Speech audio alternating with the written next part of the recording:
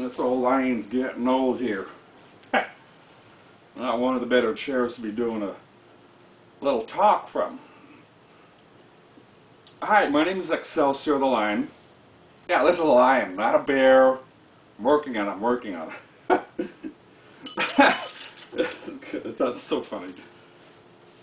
It's my first fursuit. Anyway, trying to stay in character here as Excelsior, not the my owner.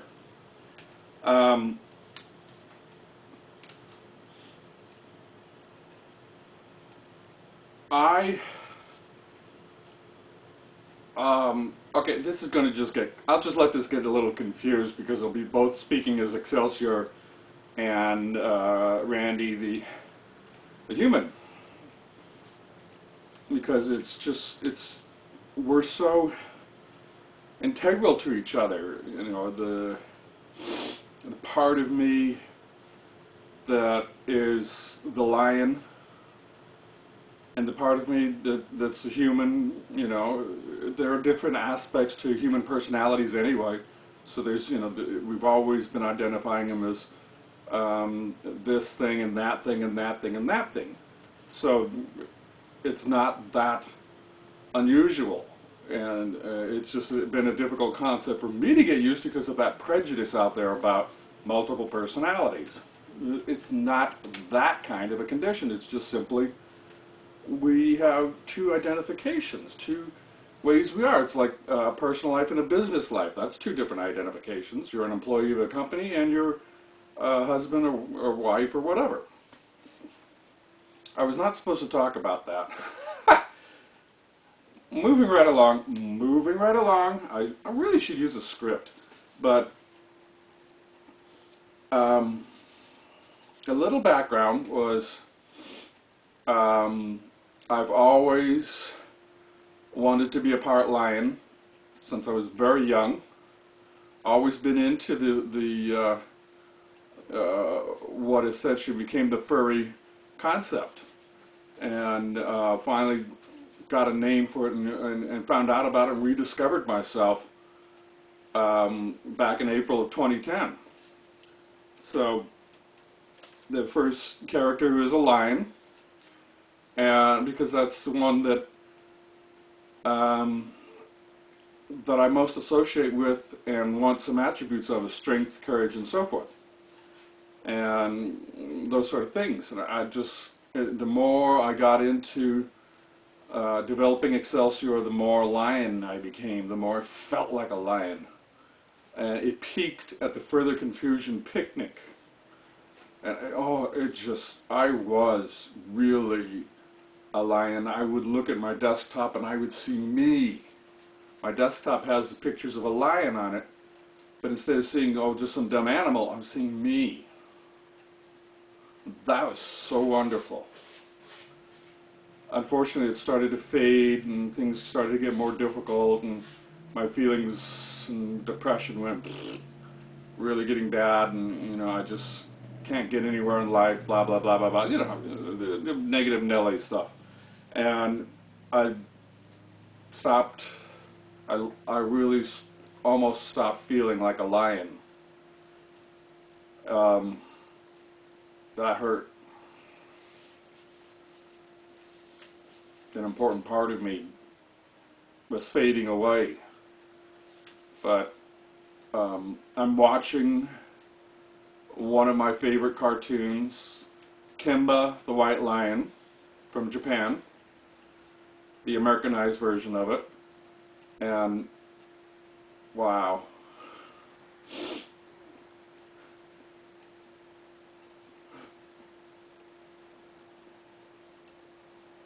It's helping me to get back in touch with a part of me, and to try and keep it going, because I'm always, till the day I die, I'll of course always be a furry, and I will always be a lion. I can never drop it. It'll get confusing when I'm doing Federation Fox or Sparky Dog or that dragon thing I was coming up with and all that sort of stuff. I'd still be a lion under all that. That's still really the basic part of me. And Kimba the white lion, you know, he's a leader. He's just a kid, but he's a leader. And he's always helping people and fellow animals and all those neat things. And it's something that I aspire to do too. And I love to do. And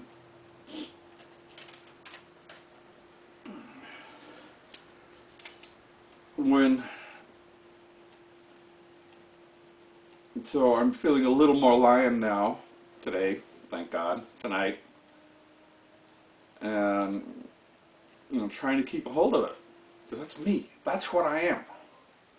I mean, both as a human and a character, Excelsior, whom I've grown attached to. I mean, it's just clothing and headgear stuff, you know. But it's such a real character. And Excelsior is me, Randy. We're one and the same. And here's this wonderful character I've created. It's incredible. And it was worth every day I've starved to use that money to make this fursuit. I wish I could have been an actual fur and all that sort of stuff, but, you know, the good fur and not substitute. But still, here I am. And having created Excelsior, it's opened doors for me. It's just really changed my life. I may have felt like I was slipping back and, you know, gone back into old problems due to depression of just sitting there playing computer games all day and watching TV, which I used to be doing, instead of working on things. And I keep trying to get back to working on the fursuits and so forth. But I mean, sure, one fursuit would be enough, but it's always wonderful to come up with new characters and new fursuits to do with a different design and a different way of doing things. And it's just so wonderful, and experiments too.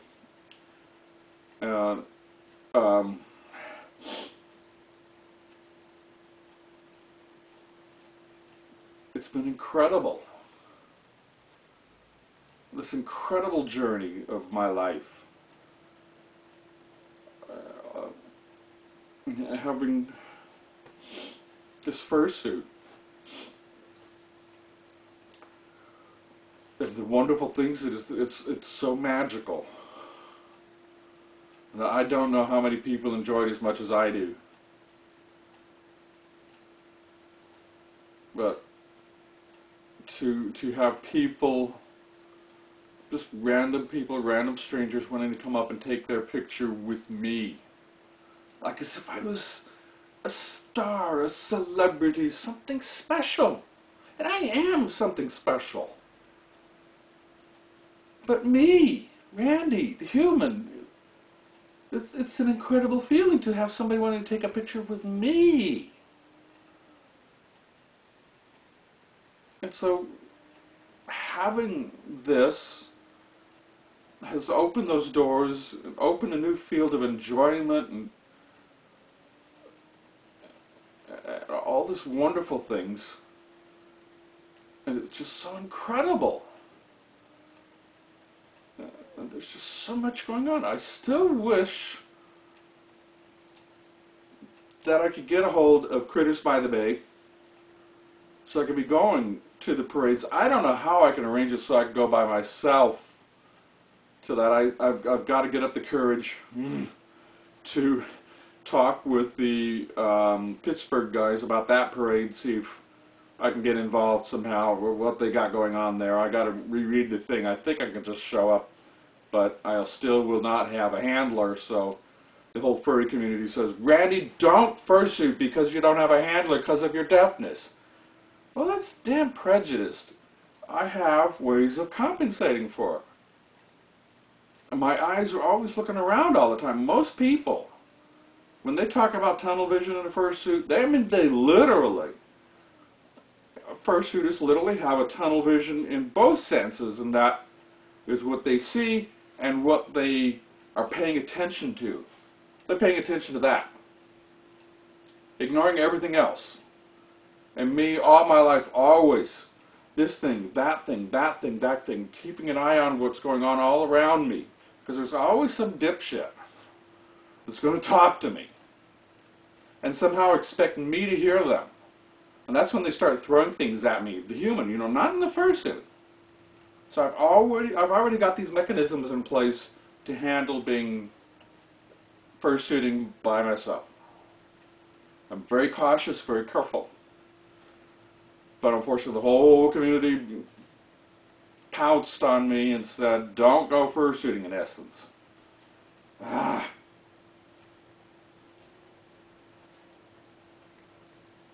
But some people are starting to find out what an asset I am. In the past, they have for jobs and so forth. And in the furry community, I'm untapped potential and need to be given opportunities and need a little bit of help because I've got to get past this difficulty in trying to find friends and handlers. I know I'm talking about the same. I don't care if I have a friend who refuses to be a handler as long as we do things together. I want both because I need a handler and I need a friend, somebody to do something with, and so that I could really continue to go out and enjoy life instead of sitting here rotting in this old mobile home.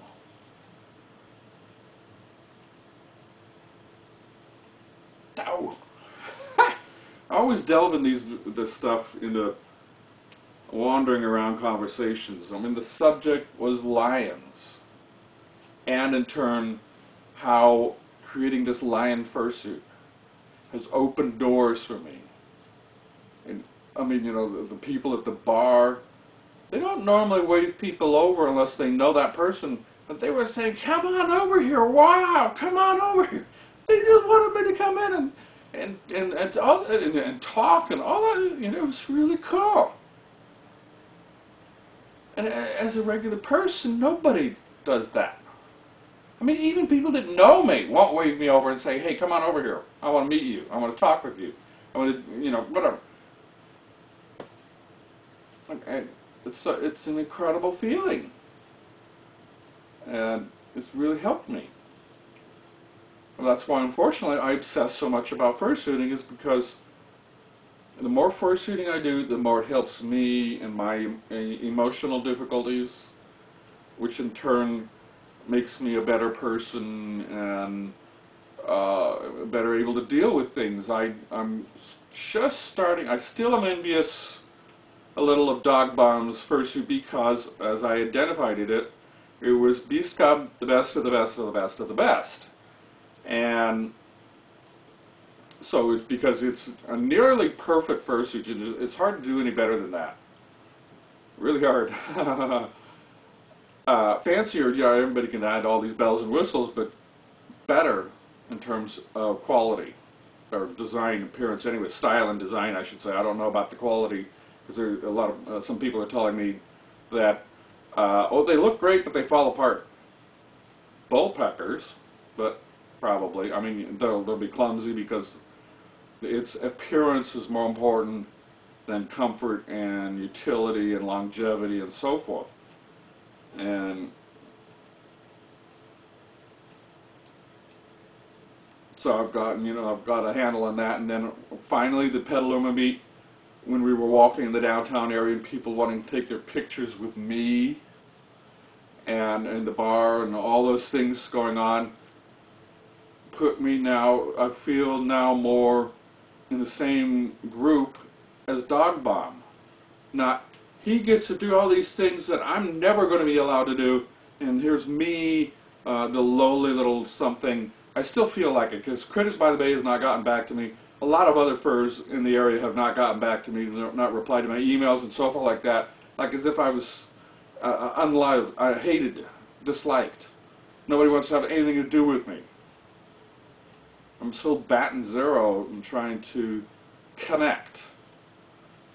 And I need somebody to help with that connection issue, because me directly to I don't do very well. There needs to be somebody assisting the process going, that helps find out, did I make a mistake, or did they misunderstand what? Because I try to get answers, but I get nothing. I hear nothing. And all I can feel is that there's a strong division in the furry community that separates them from us. I feel like I'm the 99%, and the fursuiters, the primary fursuiters, are the 1%. Groggy Fox, Dax, all the people that are in Critters by the Bay photos is a good example. They have the fancy fursuits, they get to do the parades, they get to do the charities, they get to have all the fun. I got to stay here and rot and die because I'm not good enough. I'm not wealthy. We've got to bring back what the furry community had, was that we were all really the same.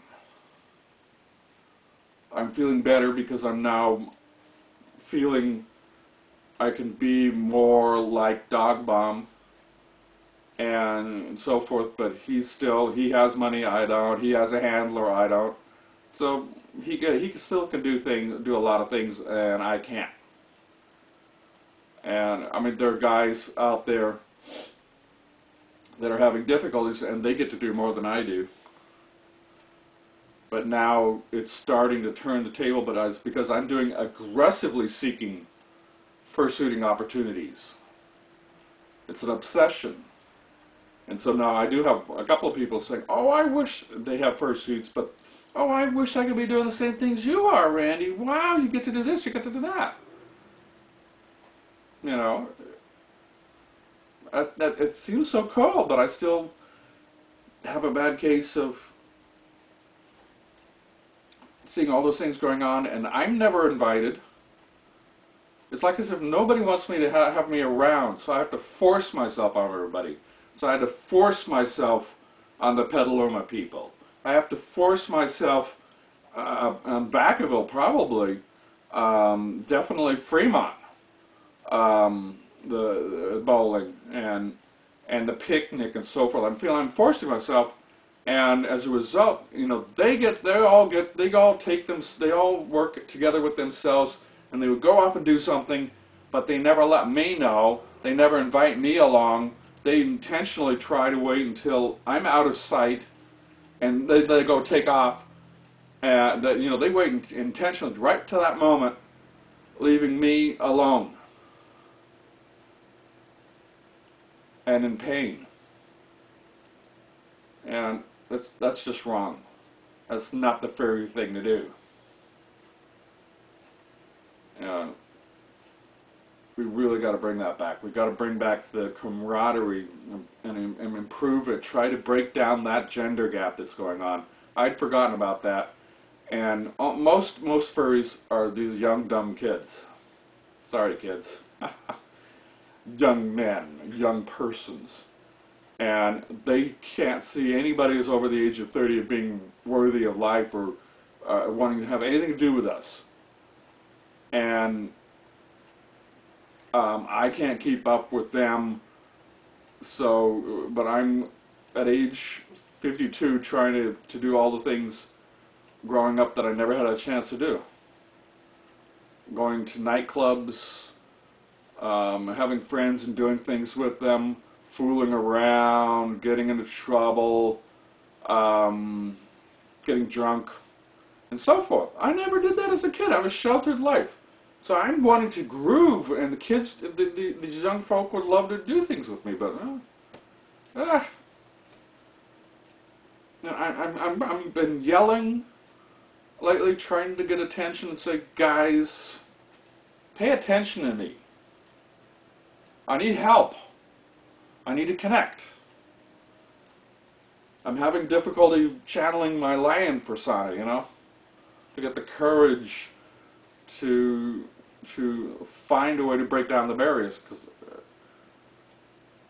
I mean, even if I do get up the courage to write another email or make a phone call, which I can't hear very well, I kind of draw a blank as to what to say or ask because I'm so lousy at it and not very good.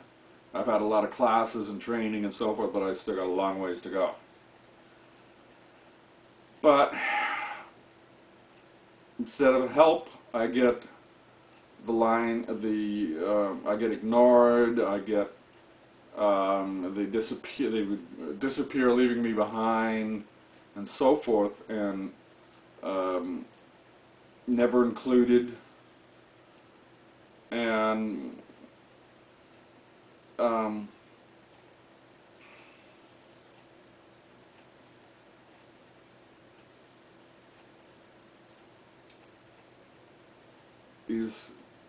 these young folk don't understand that once a person has started to be included and starting to do things with them, they become less of a problem. That I'll stop acting so crazy that it starts to go away because I'm starting to actually start to do things with people and having friends and getting out and so forth, and start getting better and better and better. But instead, the majority of furries want me to continue freaking out until I wind up in a hospital or something, you know? We're supposed to be helping each other, you know? But I wish I have had a chance to help my fellow furries as well, and to show them, because I've helped so many people for so many years. I've done so much. And what do I have now to show for it? Ignorance. I'm being ignored, not included, not invited.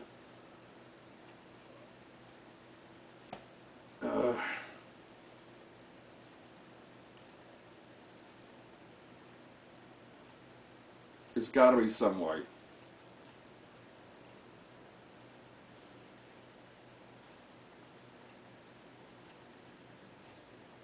Shit.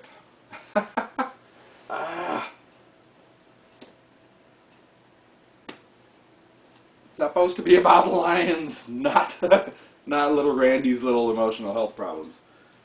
You know, Kimba the white lion, you know. In a way, he feels like he's my son.